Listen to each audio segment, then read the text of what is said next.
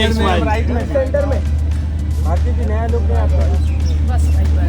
वो तो आज उनकी तबीयत ठीक नहीं है, तो उनका तबीयत ठीक नहीं है, जान लो। चलो चलो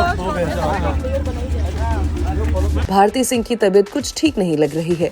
भारती थोड़ी सी अपसेट लग रही हैं। चलिए जानते हैं भारती केस के पीछे का रीजन। भारती जी आपका और यहाँ पे भी एक स्माइल। राइट में सेंटर में भारती जी नया लुक है आपका। वो तो आज उनकी तबीयत ठीक नहीं है, तो उनका तबीयत ठीक नहीं है, जान लो। सीमा कपूर ने लगभग 30 साल से ज्यादा काम किया है और अभी भी करती आ रही हैं, लेकिन कुछ बातें ऐसी हैं जो सीमा को बहुत परेशान करके रखती हैं। जी हां, और आज सीमा ने जूम से एक्सक्लूसिव बात करते हुए इसका खुलासा किया। सीमा को कभी ओमपुरी की एक्स वाइफ बताया जाता है तो कभी अन्नू कपूर की बहन। इतना ही नहीं, सीमा की विकिपीडिया में भी इंफॉर्मेशन किसी और की है। चलिए जानते हैं कि आखिर क्या कहना है सीमा का। कि नाम तो सिमिलर बहुत से लोगों के, अब there are many Seema Kapoors around, मगर जो फेमस होता है ना सबसे ज़्यादा, उसको प्राइस पे करनी पड़ती है, right? So I am paying the price of my fame, कि मेरी सारी फ़ोटोज़ वो यूज़ कर रहे हैं, सब कुछ कर रहे हैं। एक तो है सीमा कपूर जी, अन्नू कपूर जी की बहन। हाँ, मैं ये पूछने ही वाली थी। यस, और वो ओमपुरी जी की एक्स वाइफ है। और मैं अपनी लाइफ में ओमपुरी जी को कभी नहीं मिली, लेकिन फिर भी मेरी उनसे शादी भी हुई, डिवोर्स भी हो गया और मैं एक्स भी हो गई बिना बात के। और वो मुझसे काफ़ी बड़ी हैं, तो एटलीस्ट गिव दैट रिस्पेक्ट। और मीडिया जो मुझे जानता है, लोग जानते हैं, तो मीडिया ही कई बार लिख देता है एक्स वाइफ ऑफ ओमपुरी, तो गूगल तो आपको पता है कि वहाँ ये सब तो। और एक दूसरी हैं, एक 70s की डांसर थी, कैबरेट डांसर थी, उन्होंने कुछ फिल्में की थी 70s में, तब मैं पैदा हुई थी, हाँ, 71 दिखा रहा था। हाँ, नहीं, तो 72 में तो मैं पैदा हुई थी, तो मैं 71 में फिल्में कैसे कर लूँगी। तो वो एक कैबरेट डांसर हैं, तो जस्ट बिकॉज उनका नाम भी सीमा कपूर है, वो अपने प्रोफाइल में मेरी सारी फ़ोटोज़ यूज़ करती हैं, तो इसलिए लोगों को लगता है कि I am the one, I am not her. Annu Kapoor ji के साथ मैंने काम किया है, वो हम लोग हंस देते हैं कई बार, कन्फ्यूजन भी, लोग सोचते हैं मैं उनकी बहन हूँ, but otherwise I have nothing to do with mister Ompuri. I have not met him, how can I be his ex wife? That वो जो सीमा कपूर हैं, जो उनकी एक्स वाइफ है, वो मुझसे कितनी अलग दिखती हैं, वो मुझसे बड़ी हैं, फिर भी लोगों को समझ नहीं आता, अंधे हो गए हैं, क्या हो गया।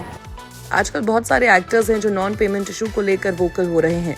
कुछ ऐसे भी हैं जो इस बात को सबके सामने नहीं रख रहे हैं। कृष्णा मुखर्जी, मीरा देवस्थले, शान मिश्रा जैसे एक्टर्स ने इस मुद्दे पर खुलकर बात की, अपनी प्रॉब्लम्स भी शेयर की। आखिर ये इश्यूज क्यों हो रहे हैं, चलिए जानते हैं निवेदिता बासु का क्या कहना है इस पर। पेमेंट के इनफैक्ट हमारे पे भी बहुत ये सब बातें होता क्या है कि इट्स अ रिपल इफेक्ट, बहुत सारे लोग, जैसे हमारे चैनल के अलग पेमेंट टर्म्स है, तो हम जब प्रोड्यूसर को एंगेज करते हैं, हम बोलते हैं कि हमारा ये कॉन्ट्रैक्ट में है, क्या आप डिलीवर कर पाएंगे? तो बहुत सारे लोग ना, क्योंकि उनको प्रोड्यूसर बनना है, उनको बनाना है शो, दे से yes at that time, okay, but by the time they start going into production and there are real issues which happen on the set, that is where a veteran like these big producers and the new producers kind of don't connect, because बहुत सारे issues होते हैं which they don't foresee, so जब वो issues आने लग जाते हैं, they start crumbling under it, then what happens, your payments get delayed, then when the actors start chasing you, they kind of put it onto the channel. In fact, we are facing the biggest problem right now कि our payment to the producer is not due, but the actors are coming and saying उन्होंने हमें पे नहीं करा। yes. तो हमको लगता है, तो ये how is it our issue? आप हमारा कॉन्ट्रैक्ट देते हैं, आपको चाहिए तो we'll give you a copy of it.